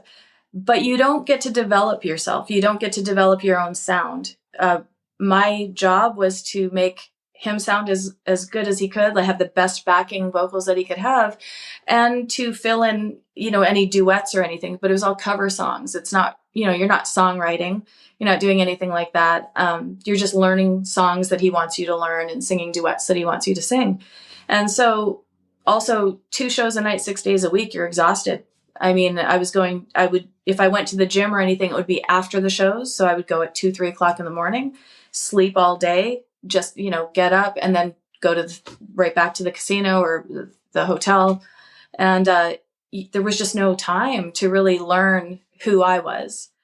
So, yeah. So I just think, again, all respect, but I had to leave to see if there was anything else musically for me. Yeah, I understand that, because for better or worse, I have to have something in the rotation that's me. That's just me, right? Because I've been in bands where I'm just a contributor, or I've done things where I'm supporting somebody else, but I need to express myself in some way too. And like you mentioned, you're in this thing it's Wayne Newton's enterprise. So you can only do certain things, right? I mean, you're bound to that show. Exactly. And I mean, some of the band would go out after the show, and it was actually very cool. They'd jump across the street to another hotel where some of the people that played with Tower of Power or Earth, Wind and Fire would be jamming, just the late night jam at certain bars. And some of the musicians would go and jump in there just for fun. But for me, you have to protect your voice. And so I couldn't go out and start, singing another gig, like a third gig that night, So yeah, and I think it's really important. It was really important for me to try and find myself. Yeah. Is that what you wanted to do when you were young? Like, did you think, I want to be a singer, I want to be a performer, this is what I want to do? When I discovered my voice, when I discovered that I could do that, and after, so 15 and up, that's when that took shape for me. But not beforehand. Before I was just too shy. I think I wanted to be a nurse, honestly. I think that's what it was before that. So once you break off from Wayne Newton, where do you end up? Did you start writing your own music? Did you start finding yourself? What did you do?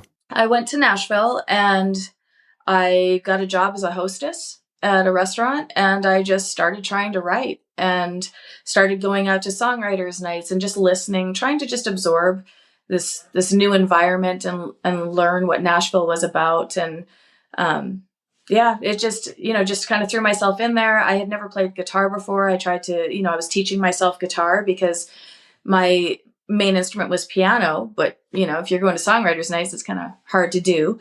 So I felt like I needed to learn the guitar in order to one day hopefully sit in some of these writers nights and play my songs. And that never happened. I did meet a lot of people. I tried doing some writing appointments, and that was not the right fit for me either. I wrote a couple songs with people, did a few sessions, but it just wasn't the right fit. It never felt right. And so I just ended up, working a lot. And I actually booked bands for a while and that kind of thing. So just anything to make ends meet.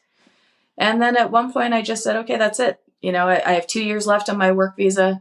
And do I want to go back to Canada, or, what else is there? And then on a whim, my roommate and I hey, let's go to California. It was like, why not? We had 2 years left on this thing. Let's just do it. And and ultimately that's what happened. California's better than Nashville, I think. It is so much better than Nashville.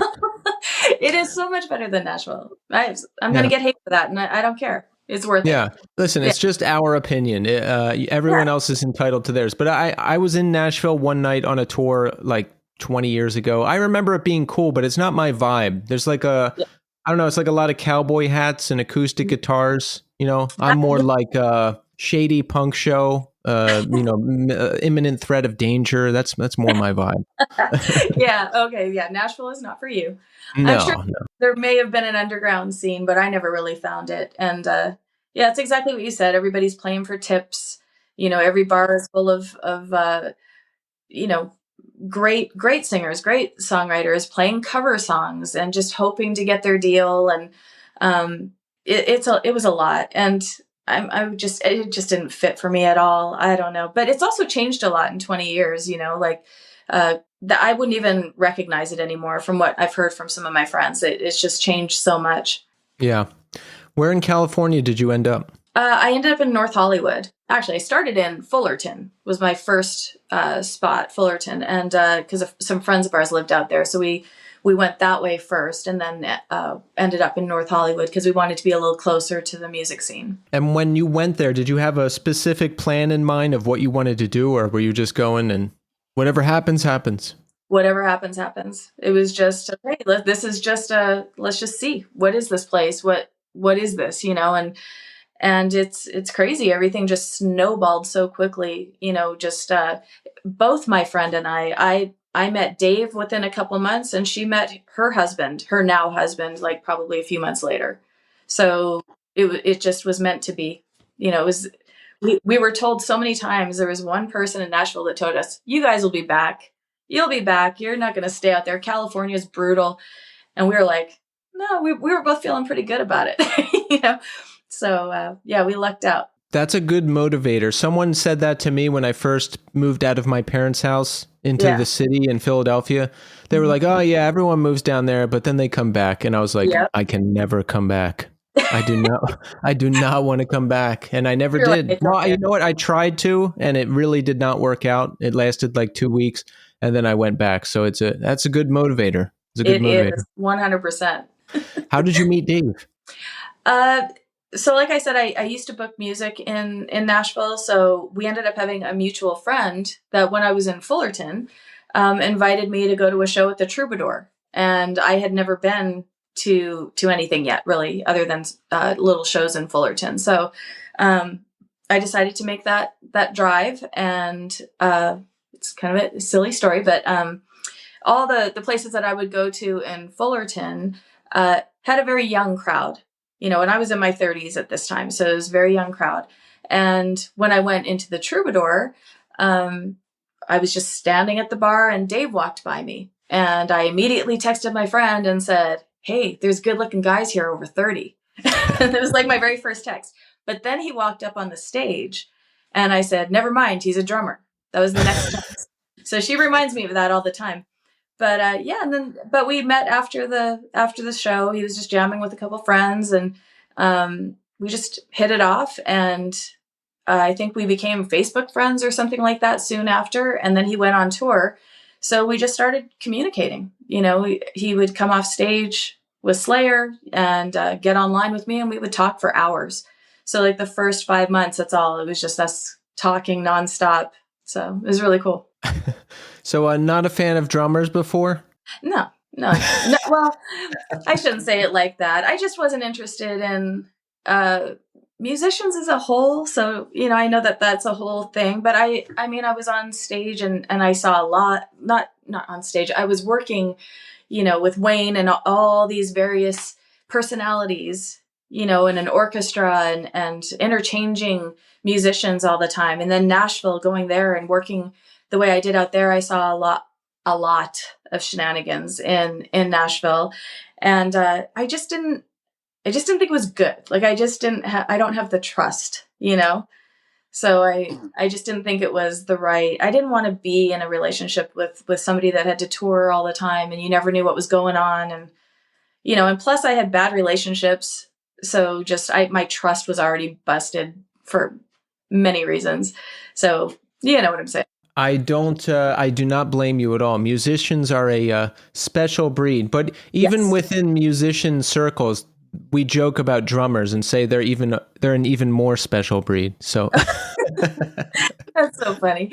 Well, yeah, but obviously everything doesn't apply to everybody. There's nice people out there, and then there's not nice people out there. So, yeah. So you meet Dave around 2010, right? Yeah. You've been with him since around then? Yes. Oh, I was just saying we started dating then in 2010, and we were married in 2018. So it's a long time until we get to Venamoris and you writing again. Like what were you doing up until then? Just trying to make ends meet. I was doing like conventions and that kind of stuff. Just any odd jobs that I could get through friends. Just anything. And then that's what I was doing when I met him. And then after that, when Dave left Slayer, I ended up, he asked me one day, hey, you have experience in booking music. Would you be interested in trying to put like a clinic tour together for me or something like that? Just because, he just left Slayer and he was getting inundated with offers and he really didn't know what to do. So I ended up putting together a tour for him, and he had another band that I ended up booking a whole tour for them. And so I just started jumping into that world. So that was it. And then, but I wasn't writing or anything at that time. So how did you start writing again? Did that come about as a result of the pandemic? Yes. So Dave, I would say probably while he was still with Slayer. So this would have been 2010, 2011. I reluctantly sent him some demos that I had written in Nashville. It was very, nerve-wracking because, of course, drummer of Slayer, it's, and I'm sending him, guitar ballads. So it was a little unnerving, but so he was aware that I could sing and everything. And I think through the years, we may have tried a couple times, he would say, hey, play me one of your songs. And maybe I'd start picking at it. And he's a left-handed guitar player, so he couldn't really try to play along with me. But he would do his best, flip a guitar over and try to play with me. And, but it never really took hold. And also I wasn't interested really in writing anymore. He would say things to me like, hey, we should try and do this, or we should try to do that. And it just didn't register for me. I just felt like I'd done the industry for a long time and I lost my joy. I wasn't feeling creative at all. And I felt like, what's the point? This dream is like, how often do you get to continue something after a certain age, And then pandemic happened, and Dave and I, like everybody, we had a lot of time to talk, and he really wanted to understand how I could love something so much and do something for so long and then just leave it. And not just leave it, like I'm talking cut and dry, no singing in the shower, no nothing. And so we just really started talking about it all the time. And when he did that with me, it allowed me to break down a lot of these walls that I had built up, because I wouldn't talk about it. And so slowly, he's chipping away and I'm sharing different things, and he's kind of breaking down Like, hey, that shouldn't matter because of this. And I'm getting this advice from this incredible musician who's lived through every kind of experience in the music industry. And he was telling me why, like, hey, you're in your own way, basically, like, enough with this. And whatever it was, all of the advice that he gave me, one day he says, have you ever tried playing any of these songs that you've written on piano? Because that was your first instrument. Guitar was something you just picked up for Nashville. So what do you think about that? And I tried it, and I was like, wow, yeah, it feels kind of good to do that. So then he introduced me to Pro Tools and all the capabilities of that can bring. And I all of a sudden, all of the instrumentation that I heard in my mind, I was able to record and get it out of my brain. And it just started snowballing. All of a sudden, all these ideas started coming out. I was writing lyrics left and right, and it just snowballed. It was scary, honestly. Yeah. How did that feel? Like unlocking that and just all of this stuff coming out all of a sudden. It was scary for you? It was terrifying. I honestly said to Dave, if anything happens to me, do something with this. I don't understand why I'm creating all this all of a sudden. It was just absolutely surreal. And then it went from that to, we decided, well, let's just put all these songs together and make a little album, and just for us, maybe share with the family, that kind of thing. So even at that point, it was very like contained. Yeah, I was going to ask you, when you were away from music, did you miss it at all? But it sounds like not. But I forgot to take into consideration already, it was your job. Like, it was your job from a young age, and you did it for a long time. And it sounds like you got somewhat jaded on it from things you experienced or saw. Yeah. And I think some people just have that personality that no matter what, like, I'm going to do this no matter what. And my path was just a little different. Dave and I talk about this a lot, the fact that we kind of both started at the same age. And, I was in Vegas working professionally at the same time he was on, respectively, the same time that he was on tour with Slayer. But his path, he was allowed to express himself, and he was, very successful. And even when he would leave Slayer, there was other successful things that happened that he made happen. Grip Inc., going into Fantomas, all these various things. He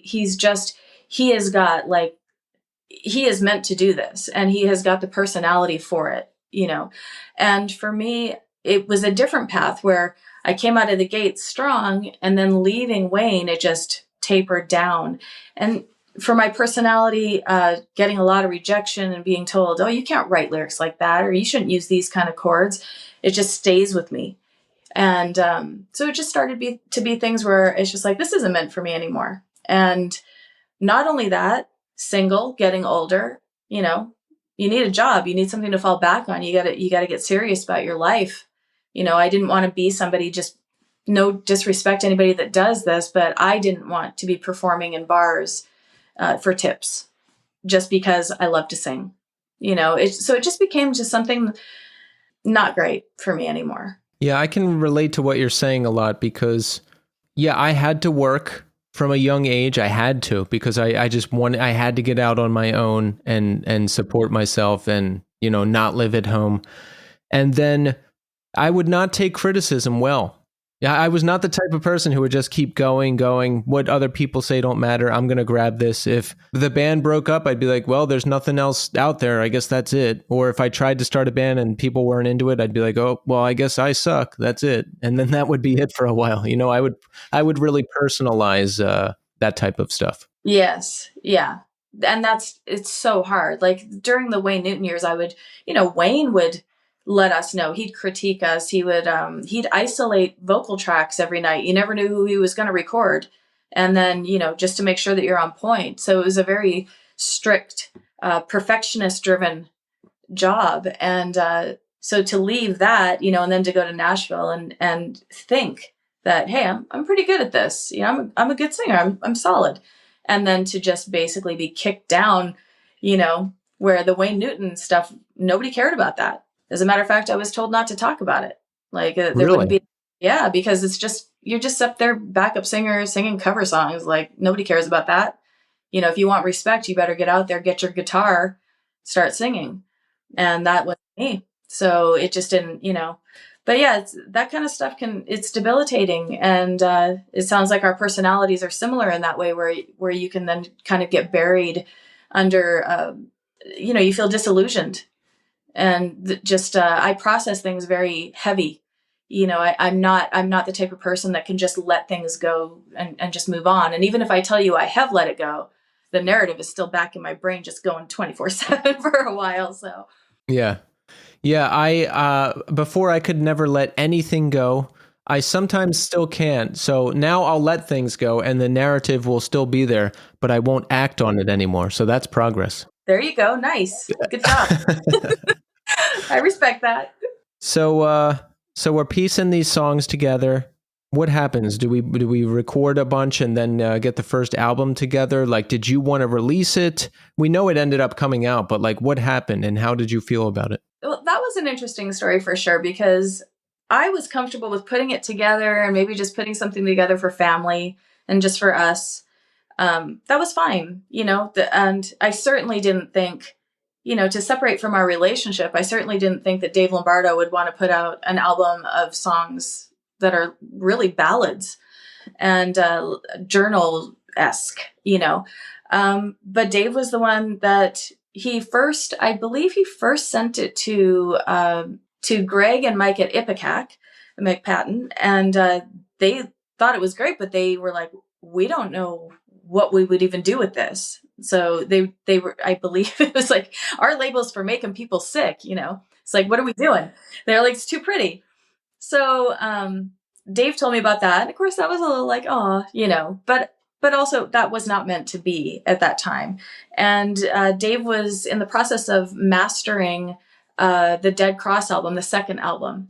And so he went with Justin Pearson, and they were in the process and working on that all day. And then JP just asked him, hey, what's been going on with you? And he said, oh, check this out. And so he played in that studio, I think, 2 of the songs off the album. And I've known JP for a while at this time, about 6 years.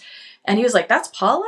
And he was like really kind of surprised that we were even doing anything together. And because I had actually helped manage Dead Cross at the beginning and that sort of thing. So he was like, wait a minute, that's Paula? That makes no sense to me. And but then he said, I want to put this out on 3-1G.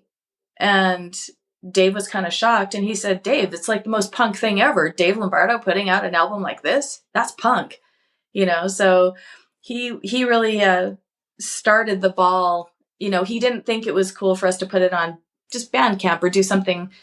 He said it deserved more respect, I believe was his words, which was so cool to hear from him. And then he just helped really push that album. And, and then obviously the next one started. Yeah, he's great. I've had him on the show and he runs a great label too. A lot of good bands on there. Yeah. Absolutely. So I mean, that must have felt great. Did it for you having this album out now on a label after having not done anything for a while, rediscovering your voice? How was it for you? It was actually so empowering to finally do something and not let myself get in the way, not hold it back because of fear. Like, it was fun for Dave to say, if I had any concerns, like, oh man, metal fans, oh God, I'm so scared. Like, they're going to be so upset about this.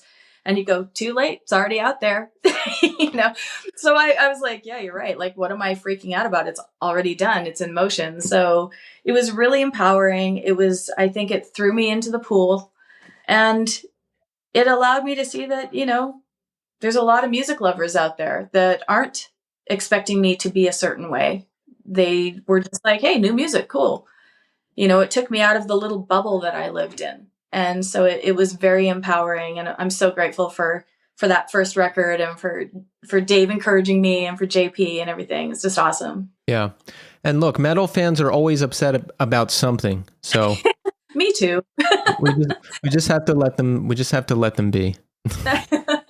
This isn't metal. This isn't metal enough. Well, you know what? I shouldn't single out metal fans. Hardcore people are like that. I guess, all right, any fan of any genre can be like that. There you go. Absolutely. And honestly, I get like that too. And I get angry about a lot of things too. So I think maybe lyrically I might reach people, But if I just stick to saying what's really happening in this brain, I think it'll reach them. So we have the new record, To Cross or To Burn, and I love it. I'm excited for everybody else to hear it. So everyone out there listening, if you have not heard it, make sure you do so. It just came out last week on Ipecac. So now we've got the new album on Ipecac. Yeah, it's really exciting. That process was very interesting. When we, started really getting these songs together and everything, Dave had spoken to JP and we were just like talking about like the direction of the album. And, JP is limited on where he can get the product, and he knows that, he would say that to us, like, I'm going to try and push this in all these different directions, but I'm limited on what I can do for something that sounds like, pop. You know what I mean? So we just started to shop around just to see, is there any interest? But we went through Mark Shapiro from Ipecac, who we know and love, and he's worked with Ipecac for quite a while now. So we just asked him, like, do you have any labels that you think might be interested in this? Because we're just not quite sure how to move forward this time. And so he sent us some label suggestions, but then he said, you guys did pitch this to Ipecac, right? And Dave said, no, they didn't want the first one. They kind of wanted to stay away from it. So, we didn't even think that was a possibility. And he said, no, you have to send it to him right now. He said, I really think that you need to send it to him. And so we sent it off, and I don't know if it was that day or a couple days after, but I know Dave and I were walking around a grocery store and Patton started texting him and saying, hey, this new Venamoris album is really cool. I really like it. And he would say certain songs that he was hearing and commenting on them. And then he got to Animal Magnetism and was like, what is going on? This is insane. He loved it. And he just said, I would love to see if there's anything that Ipecac could do for this. And so Dave talked to Greg the next day, and it all kind of came together like that. So yeah, that's it. So it's been a dream. And it also, we also got to sign with Auxilium Publishing in the process as well, which is Mark Shapiro's new publishing company. So the whole thing is just all the things that I wanted all coming together last year. So it's pretty amazing. Is it a trip for you that it's all happening now? Because this is my experience. When I was young, I wanted to be in a band and I wanted to be on tour and I wanted to be on a label and all that stuff. It never happened for the first time for me until, this year, like last month.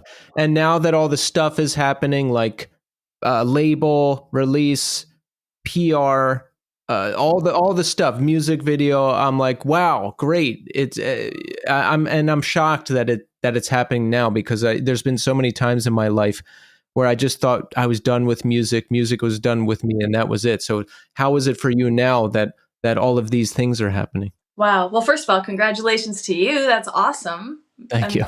I love it. For me, I think it was supposed to happen now. I think that this is happening the way it was supposed to in my life. They say, for songwriters specifically, if you haven't experienced a lot of things and gone through some things, that maybe your songs won't be quite as authentic as they should be. 6 people in a room writing a song, that doesn't work for me. It never has. I've never been somebody that can do a writing appointment, for example, even if it's with an incredible songwriter. My brain doesn't work like that. So, there's the dog I warned you about. But, now I feel like all of my life experiences, I think I had to struggle a bit. I think I had to leave that wonderful Wayne Newton gig where I had security and was making good money, and then fall. I had to fall, and I had to experience rejection and life and bad relationships and just shitty things in general. And I think that has made me a better songwriter. So I feel it was supposed to happen now. The chemistry that Dave and I have and how this is coming together and how we write together now and everything, I just can't imagine doing this with anybody else. It feels like the most natural thing for me. So, I think I'm exactly where I'm supposed to be. That's great insight. Like, you have to go out and get the experience to put it into the songs, and then it's time. Like I always like to say, it's not time until it's time. Yeah, exactly. And I agree with you 100%. And I don't know. I'm just happy that it's happening. I did make peace with never doing it again. Oddly, I made peace with never doing music again. And I also made peace with being single the rest of my life. It was like a moment in my life where I'm like, I think I can be alone. I think I can do that. And all of these things happened after I made that peace with myself. Yeah, the letting go does something where then the thing can happen. Because the same exact things happened to me in like the last 2 years. I was like, all right, I'm never going to be in a band again. And then suddenly I'm in bands again all the time. And last year I was like, oh, I'm too old. So I'm just not going to be in a relationship with anyone again. Like I missed it. It's over. I'm too old. I'm not going to go on dating apps. It's just done. And that turned out to not be true too. So awesome. Hey, look at us. Look at us go. I mean, I'd toast you. I'd toast you if we were drinking right now. That'd be awesome. It's amazing. Life is so crazy. It is. It is. You wrote a lot of this during the pandemic. After the pandemic, when was the timeline for To Cross or To Burn? Yeah, To Cross or To Burn would have been in 2022. Probably, man, I can't remember what month it was, but I'm going to say probably February, March, whenever the first Testament tour with Dave happened. How was it for you? I had a really hard time I would say more after the pandemic, because I was so used to just sitting inside, and I was in a relationship that ended, and there was a readjustment there, and then I didn't like going out so much, and it was just like a whole thing. Like, how was it for you? Pandemic itself for an introvert was kind of a dream come true.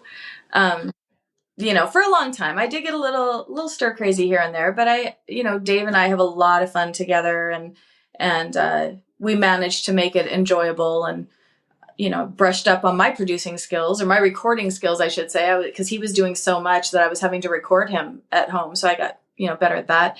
But it was a good, it was a time of reflection and fear and just so many things, but when I came out of it, I was definitely more reclusive. And that's still been hard for me. Like, we'll go to shows and stuff, even Dave's shows. If I go to those shows, I have just unbelievable amount of anxiety going to the show. And I have no reason to. I'm literally right next to Dave. We go into his dressing room, and then I watch the stage, sometimes right behind him or right side of stage. So it's not like I'm in a big crowd or anything like that. But I still have anxiety that I deal with.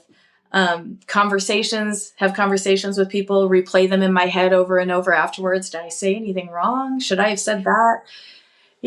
So I think that kind of stuff, but, I do wish the social distancing, like the 6 feet apart at grocery stores, was still in effect, because that would be amazing. I mean, that was a gift, it kept me out of jail. Yeah, I can relate, because I have bad anxiety too. Sometimes bad. All right, I always have anxiety. Sometimes it's bad. And I just drank and got high for a really long time to make myself want to be around people. Yeah. But then I stopped doing that. And then it's like I had to start all over. But I find the more time that goes by, the easier it is to deal with it. Like, now I can go to a show and have fun and not completely freak out or leave after 30 minutes or feel like I want to drink or whatever. Like I can like relax more. Yeah, it does get better. I definitely feel like it's getting better. But it does take me a couple days to come down off of being social. Every time I'm exhausted afterwards, and it wouldn't matter what kind of interaction it was. So, but it's definitely gotten easier. Yeah. How long is your social life battery? I'm good for about 2-3 hours max, and then that's it. It depends. If I have to be in a room with uncomfortable silences and uncomfortable conversations and just awkwardness, I have a very short battery. I'm like queen of the hillbilly creep. I can leave a room like quick. You'll find me with a dog. Like, if we're at a house party, I'll be with the dog outside, I do that too. Yeah, I just have to go do that. But if we're with good friends, anything like that, where I feel more comfortable, more safe, and where the conversations are giving me something, I guess, like just interesting conversations. When we hang out with the kids, we always have great conversation, and we always go down like really cool music paths or video game stuff. And so that's always fun. So in those instances, I'm all right. Do you game at all? No, as a matter of fact, I don't know if it was the Canadian upbringing. I only had an Intellivision. I don't know if you've ever heard of that, but Yeah. the video was an Intellivision, right? And then I went into that life in Vegas and everything, and I didn't have time to do anything like that. The kids are the only reason why I've learned anything about video games, and I would just sit and watch them play and trip out on the graphics because it's like watching a movie. So recently we got a PS5 though, and I'm obsessed with Sackboy. I just am. I don't know if everybody knows what that is, but I love that game. And the Astrobot or Astro something. Astrobot. That's a big one. Yes, from last year. Yeah, and I love it. And I feel like oddly when I'm overthinking, which is a lot, and I don't feel creative and I just want to be home and just chill, it really helps me. I'm finding that the video games are helping my brain just slow down. So that's been great. Yeah, that's the one thing I do that's just for me to decompress. Yeah. And I got really heavy into it during the pandemic, so that got me through. Yeah, I was coloring in the pandemic, coloring and writing again. So how do you feel about heavy bands like Slayer and stuff that Dave is involved in? Do you like that stuff at all? I do. I never got into Slayer when I was a kid. It just never came, towards me in any way. I was more into, like I said, Heart and that sort of thing, AC/DC, Black Sabbath, Judas Priest. When I met Dave, I didn't know anything about him really. So my first Slayer show was really my first introduction to Slayer music. And I was standing back closer to his drum tech, and just watching him play just was so fascinating to me after years of doing big band and being around the country music scene. So I was just blown away. And so I started really enjoying Slayer, the Lombardo albums only. And then and then had to just get that in there. But then Dead Cross, I'm a huge fan of Dead Cross. That first Dead Cross album, I probably have listened to that album more than I don't even know. I was listening to that every single day on my walks, and I just really related to that one. Suicidal Tendencies, when Dave got into that, I had never heard much of Suicidal. And so I got a lesson in Suicidal, and that's incredible music. A big one for me was Fantomas. Fantomas was groundbreaking for me mentally and on songwriting, because being a backup singer and doing covers for so long, I heard Dave played me the director's cut, and I was like, these are covers? Like, I was so blown away by the creativity. It was like a portal opened. I don't even know. It was the craziest thing I'd ever heard. And then it's like just the education in those albums, unreal. So I'm a late blooming punk rocker. And, I went home. This is kind of a funny story. I went home and my parents asked me to go through some boxes of my childhood things. And in one of those boxes, there was a book that I guess my parents had bought when I had started listening to a little more heavy metal, and they were concerned, or maybe probably my mom was a bit more concerned. And the book said bands that your children should not be listening to. Number one is Slayer, of course. But when I'm at home, and my parents have now met Dave and they love him and they just think he's the sweetest, most amazing man. And I said to my dad, hey, look, you remember this book you gave me? I said, I'm marrying this guy. And it's in the book of people to stay away from, and the music to stay away from. So who knew, right? Who knew that was in the cards? But so yeah, late blooming punk rocker and metalhead, and now married to that guy. Crazy. funny the directions life takes us in, isn't it? Yes, for sure. Whoop, there we go. So what is the future for Venamoris? Will we ever see a live performance? I'm not sure. Right now, I'm just really enjoying the writing process. Dave has already mapped out the stage with cups He's already shown me how everything's going to be set up. For me, it's another thing I have to, break through in my brain. I'm just not quite sure yet. But maybe, I'm never going to say no. The other thing is I don't really want to go out and sing with tracks. I don't want to go back to Paula doing karaoke at 16.